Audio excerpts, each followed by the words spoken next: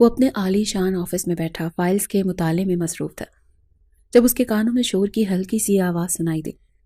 اس نے فوراً انٹرکام پر سیکرٹری سے رابطہ کیا تو پتہ چلا کوئی لڑکی بغیر اپوائنٹمنٹ کے آفس میں گھس آئی ہے جسے گارڈ باہر نکال رہے ہیں، مگر وہ ضد کر رہی ہے کہ اسے عباس حیدر سے ہر صورت ملنا ہے۔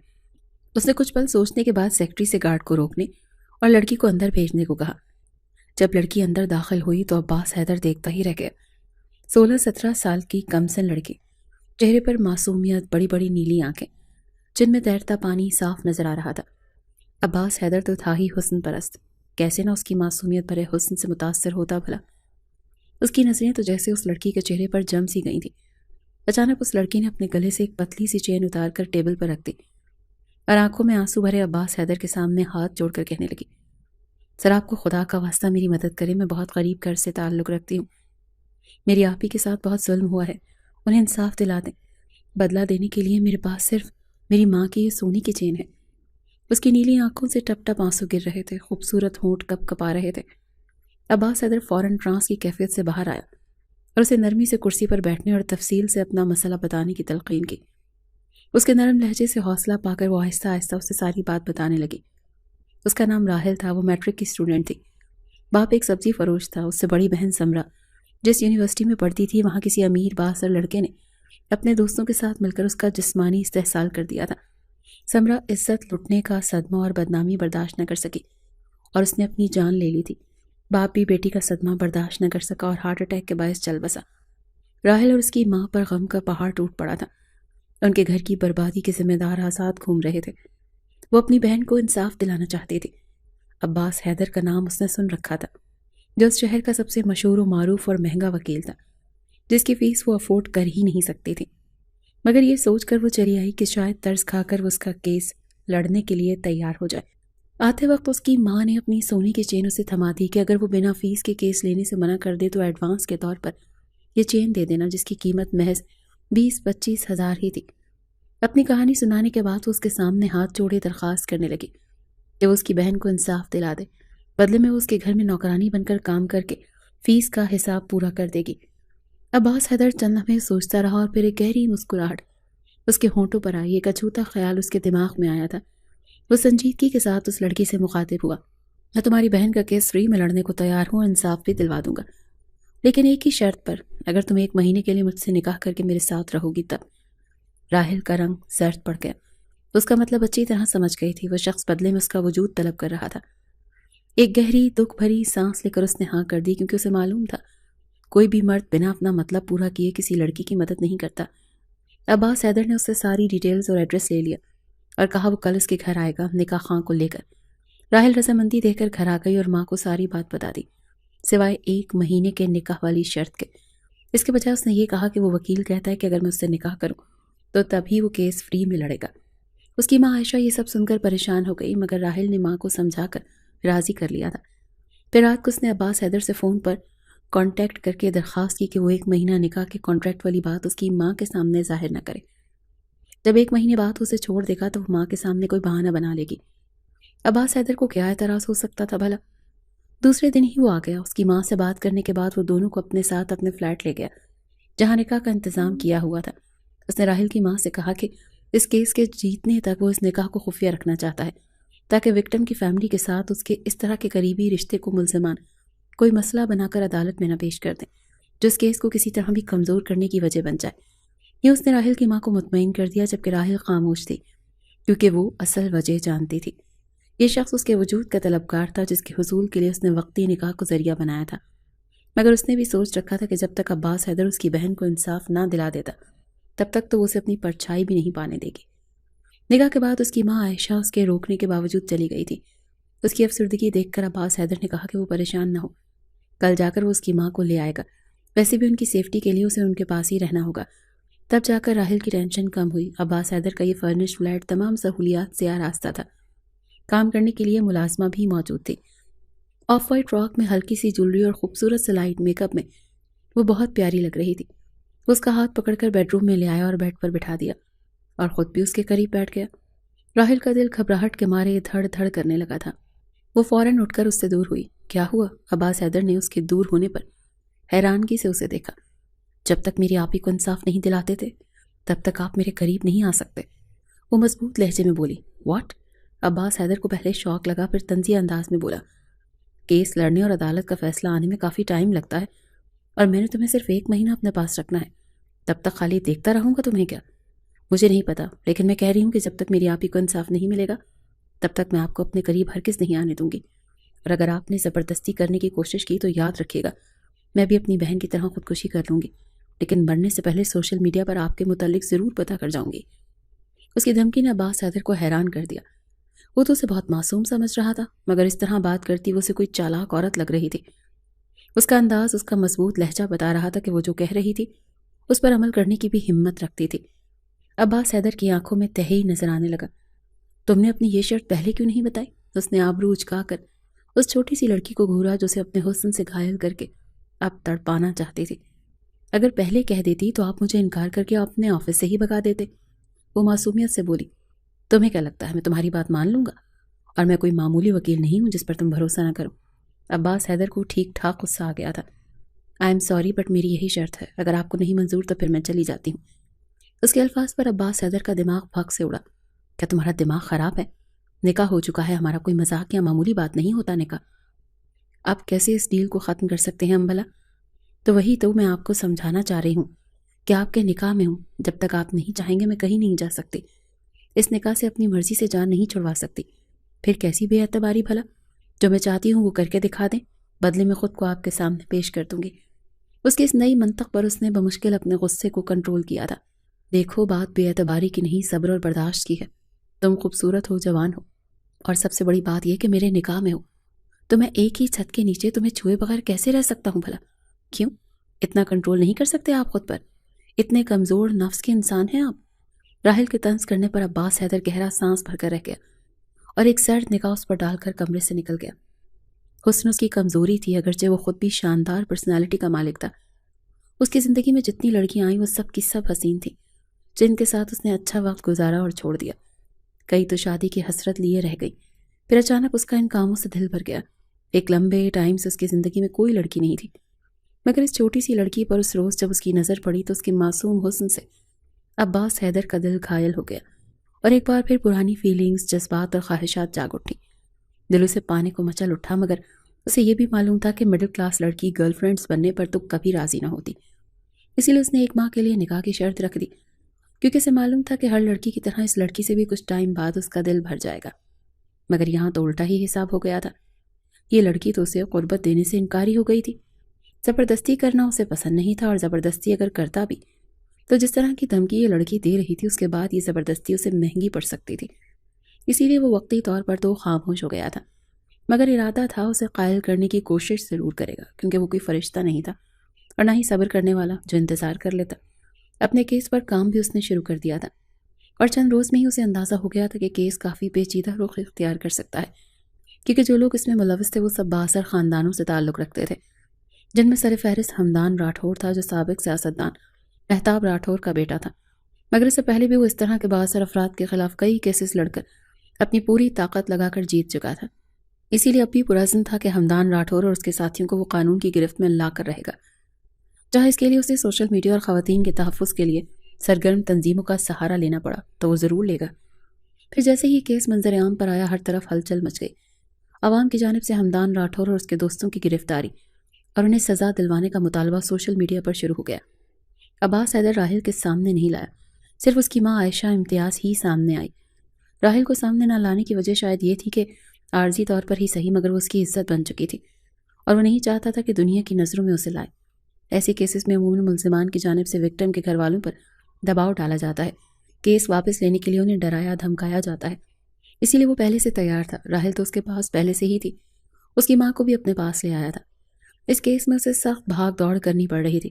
اگر وہ مشہور و معروف وکیل نہ ہوتا اور مضبوط بیک گراؤنڈ نہ رکھتا ہوتا تو ایسے بااثر ملزمان کے لیے اسے خریدنا یا راستے سے ہٹانا مشکل نہ ہوتا۔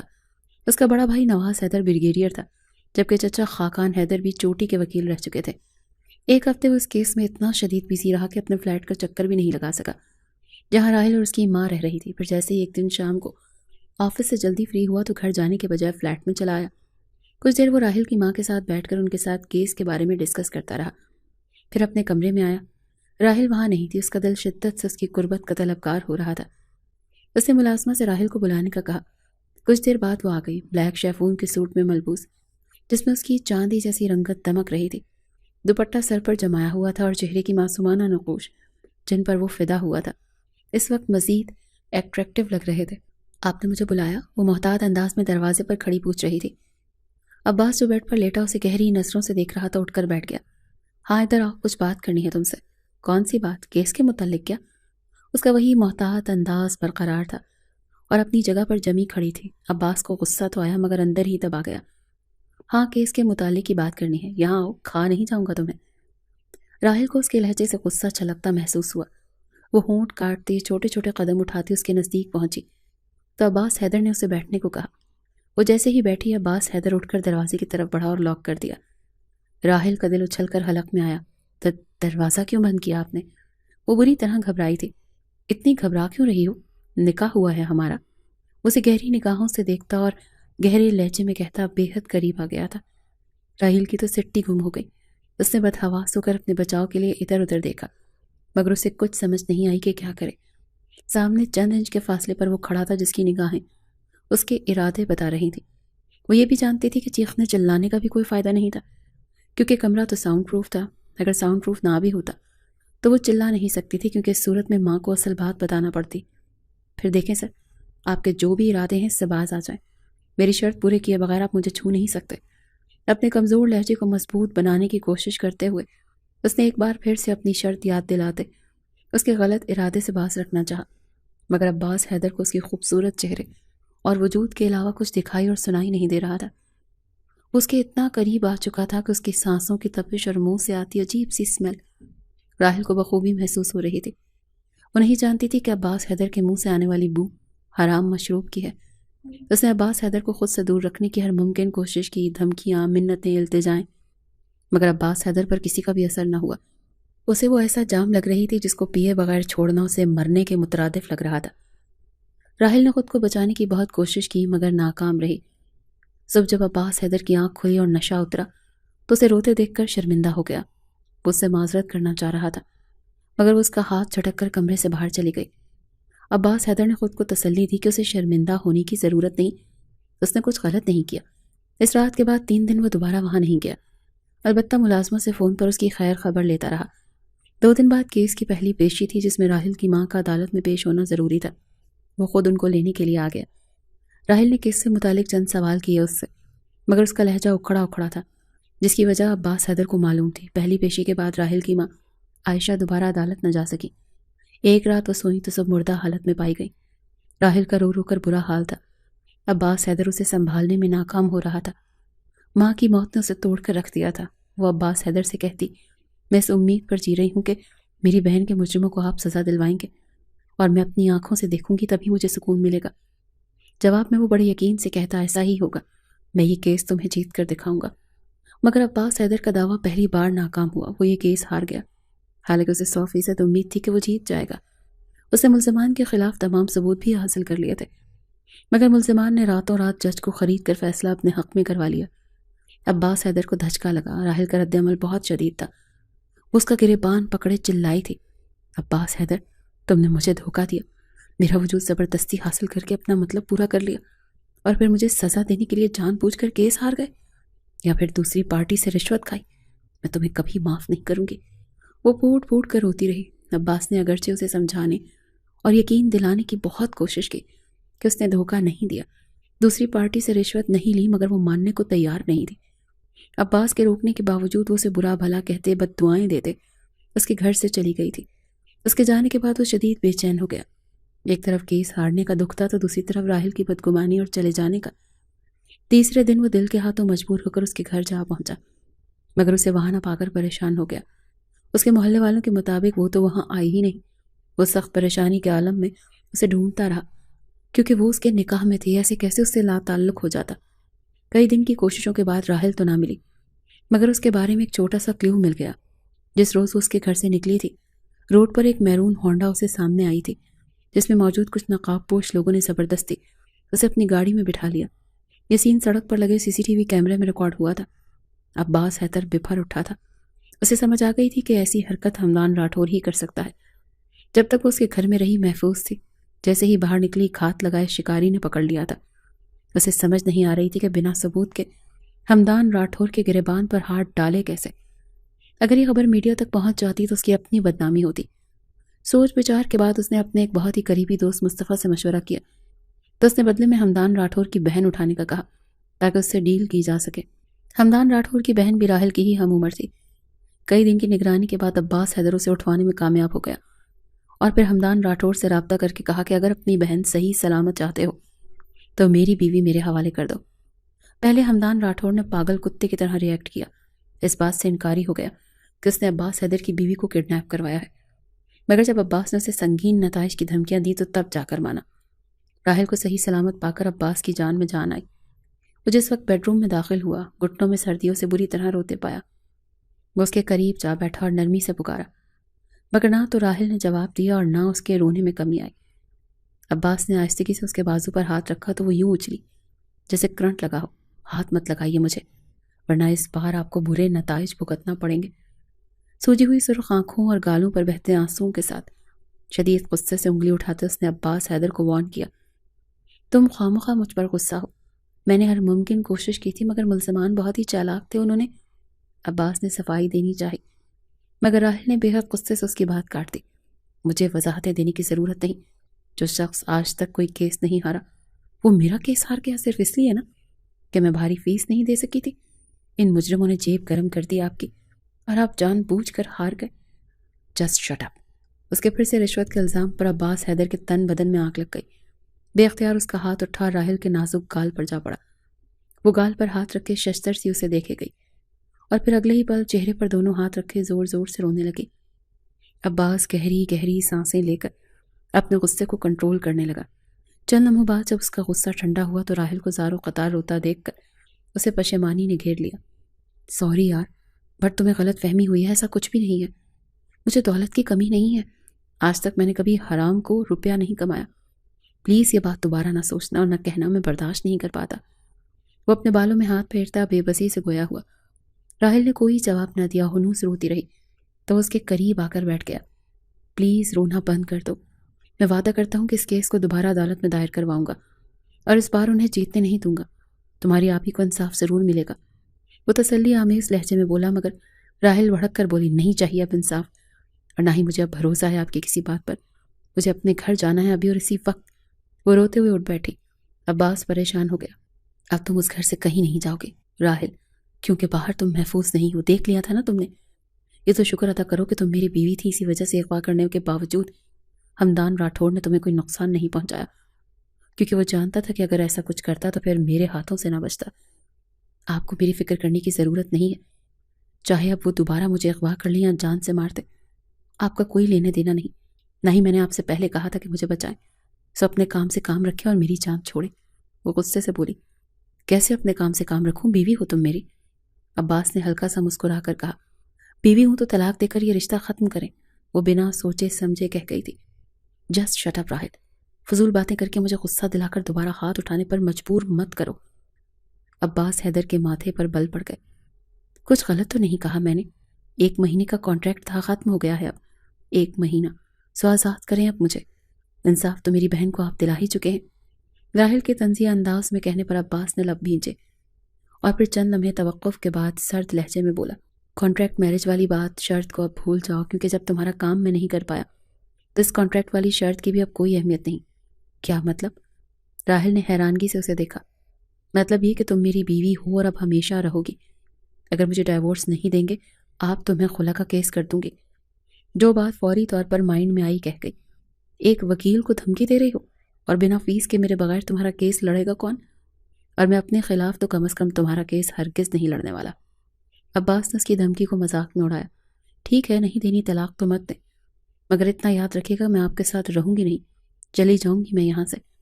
میں نے گیٹ پر سیکیورٹی بڑھا دی ہے، پھر بھی تم نے اس گھر سے قدم باہر نکالنے کی غلطی کی تو میں تمہاری ٹانگیں توڑ دوں گا۔ عباس کی وارننگ پر وہ کھول کر رہ گئی اور پیر پٹکتی ہوئی دوسرے کمرے میں چلی گئی۔ عباس بیڈ پر لیٹ کر سوچنے لگا، وہ اس پر زیادہ سختی بھی نہیں کر سکتا تھا کیونکہ اس کی سختی سے وہ مزید بدگمان ہو جاتی۔ ابھی کچھ دیر پہلے جو ہاتھ اٹھایا تھا اس کا بھی پچھتاوا ہو رہا تھا، اگلے کئی دنوں تک وہ اسے منانے کی کوشش کرتا رہا، مگر وہ کسی طرح مان نہیں رہی تھی۔ عباس حیدر دل کے ہاتھوں مجبور تھا، کیونکہ ان دنوں میں جب وہ اسے ڈھونڈ رہا تھا تب اسے شدت سے احساس ہوا تھا کہ وہ اس کی محبت میں مبتلا ہو چکا تھا۔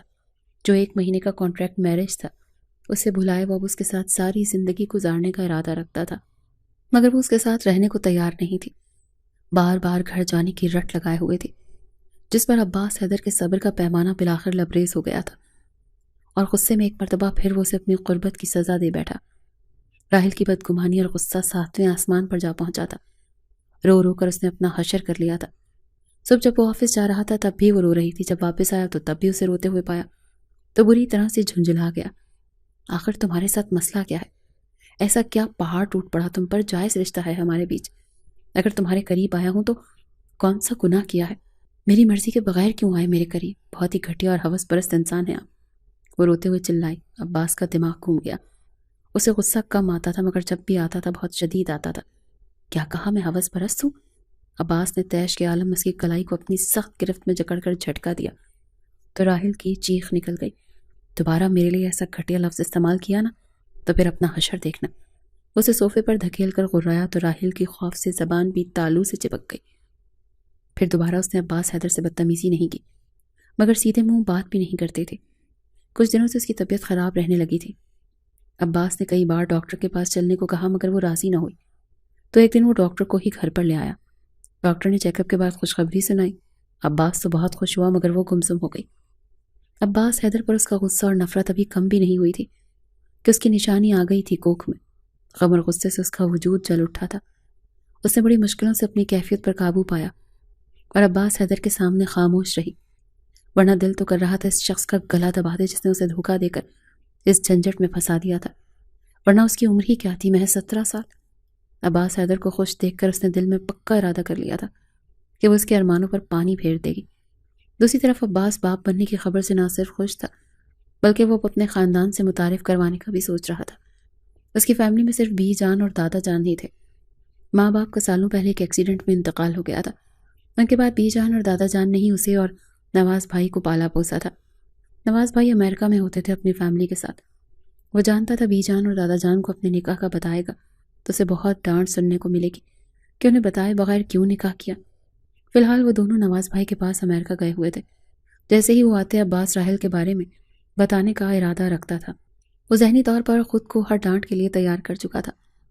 رات کو ہی اس نے راحل سے کہا تھا کہ کل وہ اسے اپنے گھر لے کر جائے گا، اپنی فیملی کے پاس۔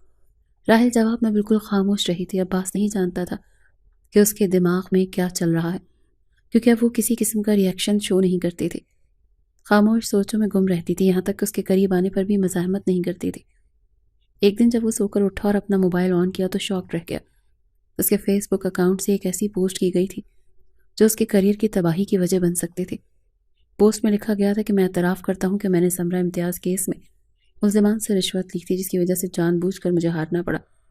پوسٹ کو کیے 10 گھنٹے ہو چکے تھے اور اب تک ہزاروں کی تعداد میں لوگ دیکھ کر اور کامنٹ کر چکے تھے۔ وہ فوراً سمجھ گیا کہ یہ کس کی حرکت ہو سکتی ہے۔ رات سونے سے پہلے اس نے کسی وجہ سے اپنے موبائل کا پاس ورڈ ہٹایا تھا اور پھر لگانا بھول گیا۔ یہی غلطی ہوئی تھی اس سے۔ اس کے سونے کے بعد راحل کو یہ حرکت کرنے کا موقع مل گیا۔ اس کے دوستوں کے، کلائنٹس کے میسیجز اور کالز آ رہی تھی۔ ہر کوئی جاننا چاہتا تھا کہ کیا واقعی اس نے ایسا کیا۔ عباس نے جلدی سے نہ صرف پوسٹ ڈیلیٹ کی بلکہ دوسری پوسٹ لکھ کر بتایا کہ میرا اکاؤنٹ کچھ گھنٹوں کے لیے ہیک ہو گیا تھا اور جس نے ہیک کیا اسی نے یہ حرکت کی۔ راحل جو یہ حرکت کرنے کے بعد دل ہی دل میں ڈر رہی تھی، حیران رہ گئی جب عباس حیدر نے اسے کچھ بھی نہیں کہا۔ شاید اس طرح خود کو اچھا شو کر کے میرے دل میں جگہ بنانا چاہتا ہے۔ اسے ایسی سزا دوں گی کہ اپنے دھوکے پر پچھتائے گا، راحل نے نفرت سے سوچا تھا۔ عباس اگرچہ اس کا ہر ممکن خیال رکھ رہا تھا، مگر اس کے ساتھ تو اس کی کڑی نگرانی بھی کرتا تھا، کیونکہ اسے راحل پر بالکل بھی بھروسہ نہیں تھا۔ اسی لیے اس کے لیے باہر جانے پر پابندی تھی۔ چیک اپ کے لیے جانا ہوتا تو وہ خود اسے لے کر جاتا۔ ایک دن وہ آفس میں تھا جب غیر متوقع طور پر راحل نے اسے کال کر کے پارک جانے کی اجازت طلب کی۔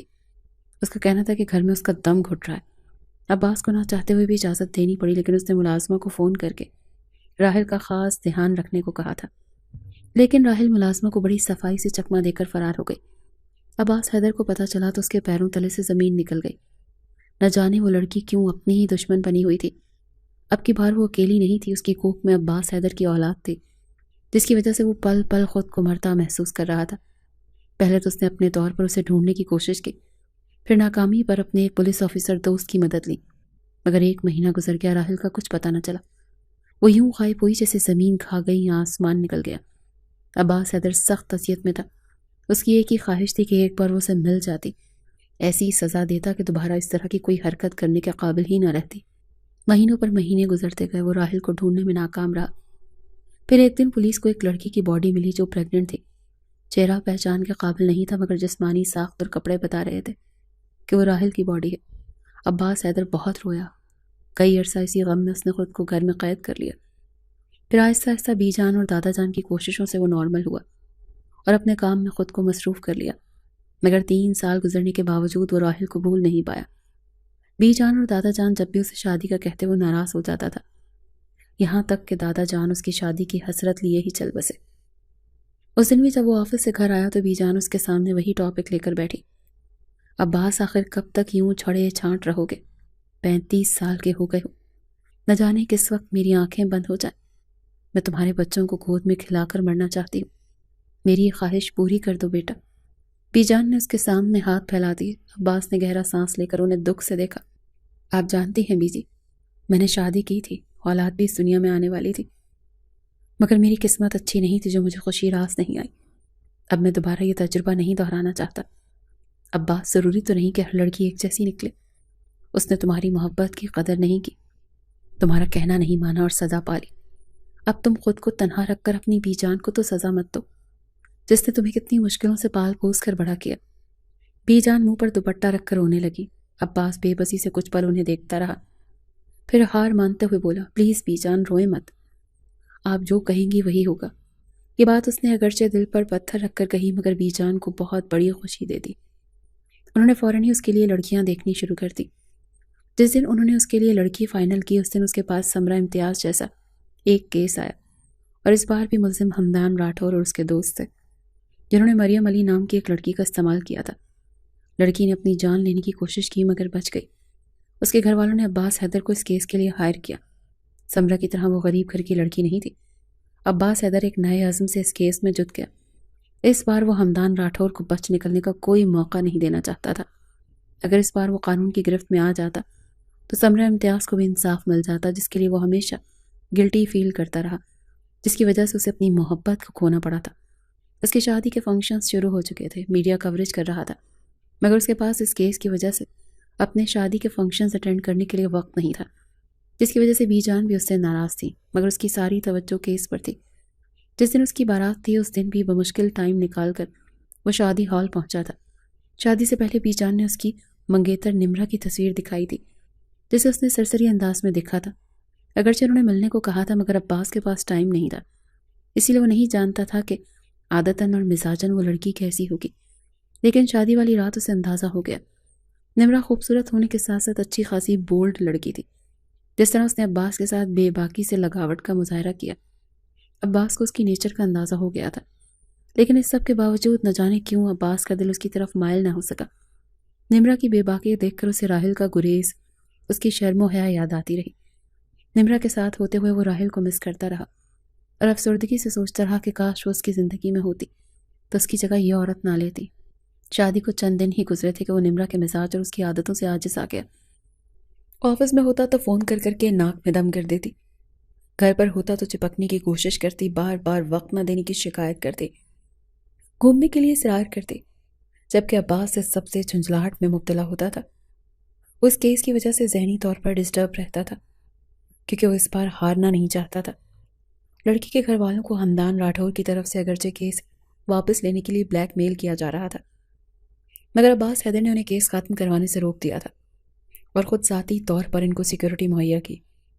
ہمدان راٹھور جب لڑکی کے گھر والوں کو ڈرانے اور کیس ختم کروانے میں ناکام رہا تو اس نے عباس حیدر پر حملہ کروایا۔ خوش قسمتی سے عباس حیدر کی جان بچ گئی۔ اس واقعے کا سوشل میڈیا پر بہت چرچا ہوا۔ نواز حیدر فوراً پاکستان آ گئے۔ عباس نے واضح طور پر ہمدان راٹھور کا نام لے لیا۔ یوں ہمدان راٹھور ڈبل کیس میں پھنس گیا۔ اس بار عباس اکیلا نہیں تھا، نواز حیدر کے بہت اونچے تعلقات تھے، جن کو استعمال کرتے ہوئے انہوں نے ہمدان راٹھور کے باپ کی تمام کوششوں پر پانی پھیرتے عباس پر قاتلانہ حملے کے جرم میں ہمدان راٹھور کو گرفتار کروا دیا۔ جب وہ ایک بار سلاخوں کے پیچھے چلا گیا تو عباس حیدر نے مریم علی اور سمرہ امتیاز کے کیس سے متعلق تمام ثبوت اکٹھے کیے اور انہیں عدالت میں پیش کر دیا۔ اس بار ثبوتوں نے ہمدان راٹھور کی گردن جکڑ لی۔ سمرہ امتیاز کیس دوبارہ کھل گیا۔ مہتاب راٹھور کی تمام تر کوششوں کے باوجود ہمدان راٹھور کو 20 سال قید بامشقت اور 10 لاکھ جرمانہ، جبکہ اس کے دوستوں کو بھی 10-10 لاکھ قید اور بھاری جرمانے دیے گئے۔ عباس نے نہ صرف شکرانے کے نوافل ادا کیے بلکہ راحل کو یاد کر کے روتا رہا۔ کیس جیتنے کی خوشی میں نمرہ اس سے ٹریٹ کا مطالبہ کر رہی تھی۔ پہلی بار وہ دل سے مسکرایا اور حامی بھر دے، شام کو اسے تیار رہنے کا کہتے، جلدی آنے کا وعدہ کرتے آفس چلا گیا۔ ابھی اسے آفس آئے کچھ دیر گزری تھی جب اس کی سیکرٹری نے اسے حرم حیدر نامی ایک لڑکی کے بارے میں بتایا جو اسے ملنا چاہتی تھی۔ عباس نے اپوائنٹمنٹ کا پوچھا تو سیکرٹری نے کہا، نو سر، اپوائنٹمنٹ نہیں ہے اس کے پاس۔ وہ کہتی ہے کہ اسے آپ سے کسی کیس کے سلسلے میں نہیں ملنا بلکہ کوئی پرسنل کام ہے۔ عباس نے کچھ سوچ کر سیکرٹری کو اسے اندر بھیجنے کو کہا۔ پھر جیسے ہی وہ اندر آئی اور عباس حیدر کی نگاہ اس پر پڑی تو پلٹنا بھول گئی۔ وہ اپنی جگہ ساکت اور جامد رہ گیا۔ اسے اپنی آنکھوں پر یقین نہیں آیا۔ اس کے سامنے راحل امتیاز کھڑی تھی جسے وہ مردہ سمجھ کر صبر کر چکا تھا۔ پورے 3 سال اور 2 مہینے بعد وہ اس کے سامنے زندہ سلامت تھی۔ تم؟ اسے بے یقینی سے دیکھتا بڑی مشکل سے وہ اپنی جگہ سے اٹھ کر اس کے قریب آیا تھا۔ راحل سر جھکائے لب کاٹ رہی تھی۔ عباس پلکیں جھپکائے بغیر اسے دیکھتا رہا۔ راحل سے اپنی ٹانگوں پر کھڑا رہنا دشوار ہو گیا۔ وہ گہری سانس لیتی کرسی پر بیٹھ گئی۔ عباس کی نگاہوں میں اب بھی بے یقینی تھی جسے دیکھ کر وہ شرمندہ ہو گئی۔ آہستہ آہستہ اسے اپنے بارے میں سب بتانے لگی کہ کس طرح وہ اس کا گھر چھوڑ کر اپنی ماں کی ایک سہیلی کے پاس دوسرے شہر چلی گئی تھی تاکہ وہ اسے ڈھونڈ نہ پائے۔ 2 سال وہ اس سے شدید نفرت کرتی رہی اور اب جب اسے پتہ چلا کہ عباس حیدر نے ہمدان راٹھور کو سزا دلوائی ہے تو اس کا شکریہ ادا کرنے اور اپنی غلطیوں کی معافی مانگنے آئی ہے۔ وہ بول رہی تھی اور عباس حیدر ساکت بیٹھا اسے سن رہا تھا۔ اس نے عباس حیدر کو بتایا کہ اس کی ایک بیٹی حرم بھی ہے۔ عباس یہ سن کر بے قرار ہو اٹھا۔ وہ فوراً اپنی بیٹی سے ملنا چاہتا تھا۔ اسی وقت راحل کے ساتھ ہی وہ اس جگہ آیا جہاں وہ رہتی تھی۔ حرم ہو بہو اس کی کاپی تھی۔ عباس کو دیکھتے ہی اس نے پاپا کہا تھا، یعنی راحل نے اسے عباس حیدر کی تصویر دکھا کر بتا رکھا تھا کہ وہ اس کا باپ ہے۔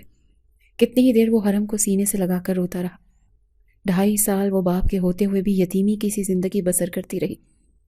اس کے بدن پر جو معمولی پھٹا پرانا لباس اور جو اس کی صحت تھی، عباس حیدر کو اندازہ لگانے میں دیر نہ لگی کہ راحل امتیاز نے اپنی نفرت اور ضد کے چکر میں اس کی بیٹی کو کس طرح کے حالات میں رکھا۔ اس کا بس نہیں چل رہا تھا کہ وہ اس لڑکی کا گلا دبا دے جس نے اس کی بیٹی کو اتنا عرصہ باپ سے دور رکھا۔ اس نے بڑی مشکل سے اپنے آپ کو کنٹرول کیا۔ حرم کو گود میں اٹھائے وہ وہاں سے نکلنا چاہ رہا تھا جب راحل آنکھوں میں حیران کے لیے اس کے سامنے آ گئی۔ میری بیٹی کو کہاں لے کر جا رہے ہیں؟ اس کے سوال نے عباس کے تن بدن میں آگ لگا دی۔ جسٹ شٹ اپ! تمہاری بیٹی؟ یہ تب تک تھی جب تک تم نے اسے اپنے پاس رکھا، اب یہ میرے پاس رہے گی۔ کیا مطلب آپ کی ایک بچی کو ماں سے جدا کریں گے؟ راحل نے ڈبڈبائی آنکھوں سے دیکھا۔ تم نے کیوں باپ سے جدا رکھا اتنا عرصہ بچی کو؟ عباس نے اسے گھور کر دیکھتے ہوئے ترکی بترکی جواب دیا۔ راحل کی آنکھوں سے آنسو بہنے لگے۔ عباس، آپ ایسا نہیں کر سکتے۔ حرم میرے اور میں اس کے بغیر نہیں رہ سکتی۔ اگر آپ کو اس کو ساتھ لے جانا ہے تو میں بھی چلوں گی۔ میرے ساتھ صرف میری بیٹی رہے گی۔ تم وہیں رہو جہاں اتنے عرصے سے رہ رہی ہو۔ حرم کی فکر کرنے کی ضرورت نہیں، اسے میں ماں کے بغیر رہنا سکھا دوں گا۔ عباس کی درستگی سے کہنے پر راحل کی آنکھوں سے آنسو بہنے لگے۔ عباس، آپ میرے ساتھ ایسا نہیں کر سکتے۔ میں صرف حرم کی ماں ہی نہیں، آپ کی بیوی بھی ہوں۔ Just shut up! عباس بھڑکا۔ اتنا عرصہ بیوی ہونے کا خیال نہیں آیا؟ اب مجھے تمہاری کوئی ضرورت نہیں اور نہ ہی میری زندگی میں تمہاری کوئی جگہ ہے۔ ایک عدد بیوی میرے گھر میں موجود ہے۔ بیٹی مجھے مل گئی ہے اور اب میری فیملی مکمل ہو گئی ہے۔ بیوی؟ راحل کی آنکھیں حیرت سے پھیل گئیں۔ نہیں، آپ جھوٹ بول رہے ہیں، وہ بے یقین ہوئی۔ سوشل میڈیا پر جا کر چیک کر لو، میری شادی کے تمام فنکشنز کی ویڈیو ملیں گی۔ عباس طنزیہ انداز میں کہہ کر حرم کو لیے وہاں سے نکل گیا۔ راحل کچھ پل ساکت کھڑی رہی، پھر بھاگتی ہوئی کمرے میں آئی، اپنا موبائل اٹھایا اور سرچ کرنے لگی۔ کچھ دیر بعد عباس حیدر کی شادی کی تصویریں اس کے سامنے تھی۔ عباس حیدر دلہا بنا کھڑا تھا اور اس کے پہلو میں امیر کبیر خاندان سے تعلق رکھنے والی اس کی خوبصورت بیوی سجی سنوری کھڑی تھی۔ راحل کی آنکھیں صدمے سے پھٹ پڑیں۔ وہ موبائل کو دور پھینکتے پھوٹ پھوٹ کر روتی فرش پر گرتی چلی گئی۔ دوسری طرف عباس جب حرم کو لے کر گھر گیا تو نمرہ میکے گئی ہوئی تھی۔ بی جان حرم سے مل کر خوش تو ہوئی مگر ساتھ ہی وہ یہ سوچ کر پریشان تھی کہ جب نمرا کو پتہ چلے گا کہ اس کی پہلی بیوی اور بیٹی کا، تو وہ نہ جانے کیسا ری ایکٹ کرے گی۔ مگر عباس کو پرواہ نہیں تھی۔ اس نے بی جان سے صاف کہہ دیا تھا اگر نمرا اس کی بیٹی کو قبول نہیں کرے گی اور الگ ہونا چاہے گی تو وہ اسے روکے گا نہیں۔ اس کے لیے اپنی بیٹی سے زیادہ اہم کوئی نہیں۔ راحل کا رو رو کر برا حال تھا۔ 2 دن کی حرم کی جدائی اور عباس حیدر کی شادی کے صدمے نے اسے نڈھال کر دیا تھا۔ تیسرے دن وہ بمشکل اپنے وجود کو گھسیٹتی، عباس حیدر کے گھر کا ایڈریس ادھر ادھر سے پوچھتی وہاں جا پہنچی، مگر گارڈ نے اسے اندر نہ جانے دیا۔ وہ کسی بھکارن کی طرح گیٹ پر بیٹھی گارڈ کی منتیں کرتی رہی تو بالآخر اسے طرز آ ہی گیا۔ اس نے عباس حیدر سے کانٹیکٹ کر کے اس کے متعلق بتایا تو عباس نے سختی سے منع کر دیا کہ وہ اس لڑکی کو بھگا دے۔ راحل روتی ہوئی اس وقت تو چلی گئی، مگر دوسرے دن وہ عباس حیدر کے آفس جا پہنچی۔ اس کی سیکرٹری کے روکنے کے باوجود راحل زبردستی عباس کے روم میں گھس گئی۔ سیکرٹری کے شور کرنے پر گارڈ فوراً وہاں پہنچے، مگر عباس حیدر نے ان سب کو روک دیا۔ ان کے جانے کے بعد وہ غصیلے اور سرد تاثرات کے ساتھ راحل کی طرف متوجہ ہوا۔ کیا مسئلہ ہے تمہارا؟ کیوں تماشا لگا رہی ہو اپنا بار بار؟ عباس آپ کو خدا کا واسطہ میرے ساتھ ایسا مت کریں، میں حرم کے بغیر مر جاؤں گی۔ وہ روتے ہوئے عباس حیدر کے قدموں میں گر کر بے ہوش ہو گئی۔ عباس جو اسے دھتکارنا چاہتا تھا اس کے بے ہوش ہونے پر گھبرا گیا۔ راحل کے بے ہوش وجود کو اپنی باہوں میں اٹھا کر وہ ہاسپٹل لایا تھا۔ اس کے پورے اسٹاف نے حیرانگی سے یہ منظر دیکھا تھا۔ راحل کو فوراً ایمرجنسی میں لے جایا گیا۔ عباس حیدر کے چہرے پر پریشانی تھی۔ وہ چاہ کر بھی خود کو اس لڑکی کے لیے گھبرانے اور پریشان ہونے سے روک نہیں پا رہا تھا۔ کچھ دیر بعد ڈاکٹر ایمرجنسی روم سے باہر آتا دکھائی دیا تو بے قراری سے ٹہلتا عباس اس کی طرف تیزی سے لپکا۔ ڈاکٹر صاحب میری وائف ٹھیک تو ہے نا؟ عباس نے بے چینی سے پوچھا تو جواب میں ڈاکٹر نے کہا کسی گہرے صدمے کی وجہ سے اس کا نروس بریک ڈاؤن ہوا ہے۔ اگر آپ ان کو لانے میں تھوڑی سی اور دیر کرتے تو انہیں بچانا مشکل ہو جاتا۔ عباس حیدر کے چہرے کا رنگ اڑ گیا۔ اسے کھونے کے خیال سے دل کی دھڑکنیں تیز ہو گئی۔ اسے اپنے رویے پر پشیمانی محسوس ہونے لگی۔ کئی گھنٹوں بعد جا کر راحل جب ہوش میں آئی تو پہلا لفظ جو اس کے منہ سے نکلا وہ حرم تھا۔ عباس کا افسوس گہرا ہوا۔ اس نے فوراً گھر کال کر کے ملازم کو حرم کو لانے کا کہا۔ حرم کو اپنے سامنے پا کر راحل کو یوں محسوس ہوا جیسے اسے نئی زندگی مل گئی ہو۔ وہ پاگلوں کی طرح حرم کو چومتی اونچی آواز میں روتی رہی۔ عباس نے بڑی مشکل سے اسے چپ کرایا اور کچھ کھلانے میں کامیاب ہوا، کیونکہ ڈاکٹرز کے مطابق 2 دن سے اس کا معدہ بالکل خالی تھا۔ 3 دن وہ ہاسپٹل میں ایڈمٹ رہی۔ عباس نے اس کی کیئر کے لیے 2 نرسز ہائر کر لی تھی۔ روز وہ حرم کو اس سے ملوانے لاتا۔ جب اسے ڈسچارج کیا گیا تو وہ سیدھا اسے گھر لے آیا۔ بی جان راحل سے روکھے انداز میں پیش آئیں۔ نمرا اب تک مائکے میں ہی تھی۔ عباس راحل سے اگرچہ انتہائی ضروری بات کے علاوہ کوئی بات نہیں کر رہا تھا، مگر اس کے باوجود وہ اس کا پورا خیال رکھ رہا تھا۔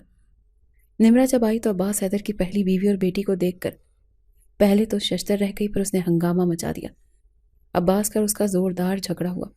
اس کی ایک ہی شرط تھی کہ عباس اپنی پہلی بیوی کو طلاق دے اور بیٹی بھی اس کے حوالے کرے، جبکہ عباس نے صاف الفاظ میں کہہ دیا کہ اگر رہنا ہے تو میری پہلی بیوی اور بیٹی کو قبول کرنا ہوگا، ورنہ تمہاری مرضی۔ جبکہ بی جان بھی عباس سے ناراض تھی۔ ان کا کہنا تھا کہ راحل نے اسے اتنی ذہنی اذیت دی، اس کی بیٹی کو اتنے سال چھپائے رکھا، اور اب وہ اس کو اپنا رہا ہے، اسے نمرا پر ترجیح دے رہا ہے۔ عباس کا کہنا تھا وہ راحل کو اس لیے نہیں چھوڑ سکتا کیونکہ وہ اس کی بیٹی کی ماں ہے۔ نمرا اور اس کے درمیان جھگڑا طویل چلتا رہا، جس میں راحل ایک طرف خاموش ڈرے سہمے قیدی کی طرح انتظار کرتی رہی کہ نہ جانے اس کے بارے میں حتمی فیصلہ کیا ہوتا ہے۔ عباس جب کسی طرح اپنی بیوی اور بیٹی سے دستبردار ہونے کو تیار نہ ہوا تو نمرا نے علیحدگی اختیار کر لی۔ عباس کو تو کوئی فرق نہ پڑا، البتہ بی جان اس سے کافی عرصے ناراض رہیں، جنہیں عباس نے بڑی مشکل سے منایا تھا۔ راحل اس کی منتظر تھی، نہ جانے کب وہ اپنی ناراضگی ختم کر کے اس کی طرف لوٹتا ہے۔ اس کا دل جیتنے کی ہر ممکن کوشش کر رہی تھی۔ اس کا کھانا، کپڑے، ہر چیز کا خیال رکھنے کی ذمہ داری اس نے اپنے سر لے لی تھی۔ کچھ عرصہ تو عباس کا رویہ انسلٹ آمیز اور روٹ رہا، مگر پھر آہستہ آہستہ وہ دل کے ہاتھوں مجبور ہو کر نرم پڑنے لگا۔ وہ راحل امتیاز سے ہمیشہ کے لیے ناراض نہیں رہ سکتا تھا، کیونکہ اس کے دل میں پہلے کی طرح اس کی محبت موجود تھی۔ اس عرصے میں اگرچہ وہ کسی چنگاری کی طرح راکھ میں دبی رہی، مگر جیسے ہی عباس حیدر نے خود سے اعتراف کیا، محبت کی چنگاری آگ کی طرح بھڑک اٹھی۔ اس بار راحل نے خود کو اپنی مکمل دلی رضامندی سے اسے سونپا تھا، کیونکہ اس کا دل بھی عباس حیدر کی محبت کا دم بھرنے لگا تھا۔